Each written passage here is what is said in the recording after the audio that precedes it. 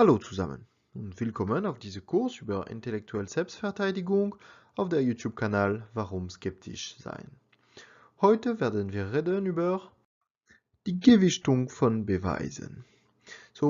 Ich habe sehr viel geredet in die letzten Kurs über Beweisen und ich habe ja insbesondere gesagt, dass wenn wir haben eine unglaubliche Aussage oder eine spektakuläre Aussage, wir brauchen eine sehr gute Beweise. Aber eigentlich, was heißt eine gute Beweise? Was ist eine gute Beweise? Und um das zu erklären, ich habe jetzt hier diese Pyramiden von Beweisen. So, ganz unten haben wir die schlechten Beweise und ganz oben haben wir die guten Beweise. Und das ist die Zuverlässigkeit des Beweises. So, was sind schlechte Beweise? Eine schlechte Beweis ist zum Beispiel ein Leitartikel, ein Gutachten, subjektive Meinung und Zeugen. So, ja, das ist jemand, der kommt, der sagt, oh, ich habe das gehört, ich habe das gesehen, oder ja, der Zeitung sagt das. Oder es ist auch ein Expert oder ein Lehrer, der kommt und der sagt, ja, die Wahrheit ist das, Punkt. Und das sind schlechte Meinungen, auch von einem Experten. Weil ein Experte, was er sagt, es ist nur eine Aussage und jede Aussage muss geprüft sein. Und wie prüft man eine Aussage? Es ist mit die andere Ebene von dieser Pyramide mit Studie. So Fallstudie oder Fallkontrollstudie. So die Kontrolle ist nur, dass wir kontrollieren die Parameter von dem Experiment. Und diese Fall, ja, es ist ein Experiment oder ein Test auf eine spezielle Thema oder Frage. Und in diesem Fall ist eine mehr ja, tiefer Investigation, so Experiment. Diese Studien sind schon bessere Beweise. Und danach, wir haben oben die Kohortenstudie. So, Kohortenstudie, das ist auch Studie wie Fallstudie oder Fallkontrollstudie, aber auf größere Leute, wenn es über Leute oder auf größere Zahl von Leuten oder auf größere Zahl von Sample, wenn es Testobjekt oder solche Dinge. Und das ist schon eine sehr gute Beweise, aber das ist nicht die beste. Die beste Beweise ist die Meta-Analyse. So eine Meta-Analyse ist eine Zusammenfassung von jeder Studie. So Kohortenstudie, Fallkontrollstudie und Fallstudie. Und das ist die beste Level von Beweise, das existiert momentan. So, wenn ein Expert kommt und sagt, ja, ich weiß, das ist wahrscheinlich wahr, das ist eine schlechte Meinung. Aber wenn der Expert kommt mit einer Meta-Analyse und sagt, ich weiß, das ist wahrscheinlich wahr, weil diese Meta-Analyse, das ist eine sehr gute Beweise. Okay, ja, ich würde ein Beispiel hier nehmen, um Ihnen zu sagen, jede Level von dieser Pyramide, was Sie meinen. So sagen wir, dass jemand kommt zu Ihnen und sagt, es ist möglich, in die Zukunft zu reisen. So, ja, jemand kommt zu mir, sagt das, ich würde sagen, auf die Zuverlässigkeit regeln, das ist eine schlechte Beweis. Er kommt zu mir, er sagt das zu mir, ja, ich muss nicht das als wahr nehmen. Und dann, er sagt später, er kommt zurück zu mir und er sagt, oh, ich habe ein Experiment gemacht, ich habe eine Studie gemacht und dieses Experiment ist dieser. So, ich habe 2 Uhr genommen. Ich habe genau die gleiche Zeit auf diese Uhr eingestellt, so hier 14 Uhr. Und danach, ich habe eine Uhr im All geschickt. So, die ist im All gegangen, sie hat eine Runde gemacht mit einer Geschwindigkeit und dann sie ist zurückgekommen auf die Erde. Und die erste Uhr ist auf der Erde geblieben. Und dann, was ich habe gemacht, ich habe vergleicht die Uhrzeit von beide Uhr. Und für die Uhr auf der Erde, der Zeit ist 1 Stunde später gegangen, so es ist jetzt 15 Uhr. Aber das Uhr, der diese Runde im All gemacht, sie ist ein bisschen spät, ja, 5 Minuten zu spät im Vergleich zu dieser.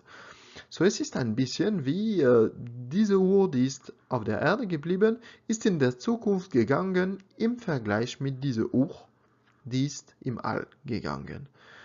So, ja, und dieser Mann, mein Freund, hat dieses Experiment gemacht und dann der hat ein Papier gemacht und er hat das in einer Review, in einem Artikel, in einer Zeitung published. Und das ist schon eine bessere Beweise. Jetzt sehen wir da, das ist eine bessere Beweise. Er hat ein Experiment, er hat eine Studie gemacht. Und ja, das ist sehr gut. Und später, die Freunde von diesem Mann, andere Wissenschaftler, Freund, haben gesagt, ja, das ist ein sehr interessantes Experiment. Ich werde dieses Experiment wiederholen. Und sehr, sehr viele Freunde, sehr, sehr viele Wissenschaftler haben dieses Experiment wiederholen. Und sie haben alle die gleiche Ergebnis gefunden. Jedes Mal die Uhrzeit ändern, wenn diese Uhr geht im All mit ja, einer Schnellgeschwindigkeit und er kommt zurück. Und jedes Mal der Zeit ist nicht die gleiche. Und hier haben wir mit all diesen Artikeln, wir haben jetzt eine Meta-Analyse und das ist jetzt eine sehr, sehr gute Beweise. Und eigentlich diese Geschichte von Uhr, die ändern Zeit und von Zukunft in Reise und so weiter, das ist verbunden mit der Theorie von Relativität von Albert Einstein. Und dieses Experiment mit Uhr war gemacht eigentlich. So, das war nicht ein Unterschied von 5 Minuten, das war viel kleiner, das war wenn ich nur ein paar Nanosekunden oder kleiner, so das war sehr, sehr klein, aber auf jeden Fall, dieser Unterschied war da. So, ja, das ist die Gewichtung von Beweisen. Das Meta-Analyse ist die beste Level von Beweisen, wir haben. Jetzt reden wir über eine andere Frage über Beweise. Sagen wir, dass ich habe eine Beweise von jemand und dieser Beweis ist schlecht. So, es ist schlecht. Aber dieser Mann hat nicht nur einen Beweis, er hat sehr viele Beweise. Aber jede Beweise sind schlecht. So, er hat sehr, sehr viele schlechte Beweise. Und wenn ich mache so eine Stapel von diesen Beweisen, am Ende scheint, dass was sagt dieser Mann, ist sehr zuverlässig. Diese Beweise insgesamt sind sehr zuverlässig. So, ja, was er hat gemacht hier, das heißt der Ford-Effekt. Das kommt von einem Autor, der heißt Charles Ford. Er hat ein Buch geschrieben, Geschichte, ja, Buch erzählt, wo er spricht über sehr, sehr viele Sachen. Er spricht über Biologie, sehr viele Themen von Wissenschaft, Physik, Mathematik und so weiter. Und am Ende scheint, dass was er sagt in seinem Buch ist korrekt, ist wahr, weil er spricht über sehr, sehr viele Sachen. Was er sagt in jedem Stück ist nicht sehr, sehr zuverlässig, würde ich sagen. Aber am Ende, die globale Bilder ist, scheint sehr zuverlässig, scheint wahr. Und dieses Konzept heißt eine argumentative Stapel. So, das heißt, du nimmst ein Argument, auch wenn es schlecht ist, und eine zweite und eine dritte und so weiter. Und am Ende, weil du hast sehr viele Argumente oder sehr viele Beweise, es scheint, was du sagst, ist korrekt oder wahr. Aber können wir sagen, dass es ist korrekt, um so zu funktionieren, um zu machen, Beweise, argumentative Stapel. Ist es korrekt? Das passiert schon mit einer anderen Geschichte, wir haben schon gehört. Das ist über der Mondfake. Ich erinnere Ihnen, dass viele Leute denken, dass wir sind nicht auf der Mond, die Menschen sind nicht auf der Mond gegangen. Und dafür sie haben sehr viele Beweise oder Argumente. Und sie sagen zum Beispiel auf diesem Bild, wir sehen die Sterne nicht am Himmel. So, hier, es gibt keine Sterne, das ist richtig. So, wenn wir sehen die Sterne nicht, wahrscheinlich, das ist eine Fake. Sie haben das in einem Studio mit Stanley Kubrick gemacht. Das ist eine Fake. Dann, wir sehen den Schatten eines dritten Mannes.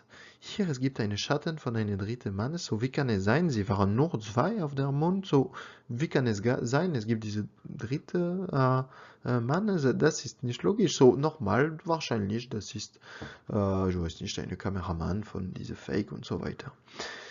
Die Flagge darf nicht schweben, weil es keine Luft gibt. So, hier. Es scheint, die Flagge schwebt so. Ja, nochmal, es ist wahrscheinlich jemand hat eine Tür geöffnet und es hat Wind gemacht. Und ja, sie haben das nicht gesehen. Und der Hintergrund von zwei Zähnen ist gleich. So hier, zwei Zähne.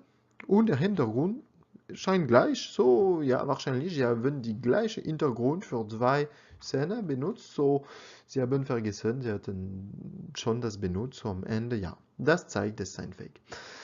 Aber eigentlich, jede von dieser Aussage hier sind ja schlechte Beweise. Es ist nur jemand, der kommt, er hat nicht genau analysiert, er bringt nur diese Info so. Und für mich, ohne Analyse, ohne gute Analyse, das ist schlechte Beweise. Und okay, so ich kann kurz Ihnen erklären, was ist genau diese Geschichte, aber ich nehme nicht Zeit, das ist nicht der Grund von diesem Video. Die Sterne hier sehen wir nicht, weil es hat zu tun mit der Einstellung von der Kamera. Auf der Mond hier, es gibt sehr viele Licht, weil das Boden ist grau, hellgrau. So, die Einstellung von der Kamera muss sein, dass die Kamera sieht hier einen guten Kontrast von das Boden, der Flagge und so weiter und die Leute. Aber das Licht von den Sternen hier, es ist da, ja, können wir nicht sehen, weil es ist mehr schwach. So, das heißt, es ist entweder wir sehen gut das Mond oder mit einer anderen Einstellung können wir die Sterne sehen, aber in dem Fall, das Mond wird komplett weiß. Es wird komplett weiß gebrannt, würde ich sagen. So, ja, das ist nur eine Ausstellung von Kamerageschichte und Sie können das selbst machen.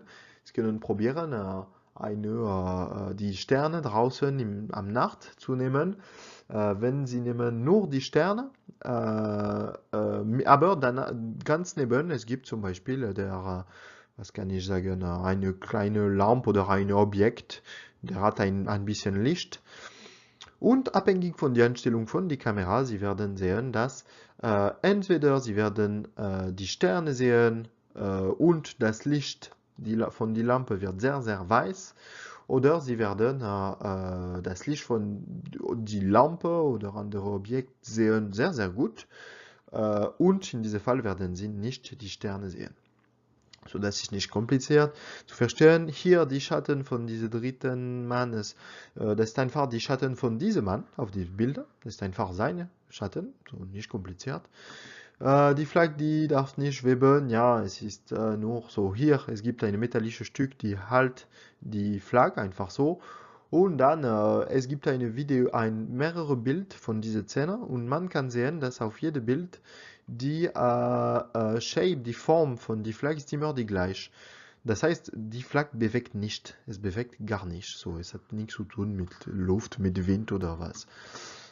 Es ist nur, dass die Flagge bewegt nicht und er ist in dieser Position seit Anfang.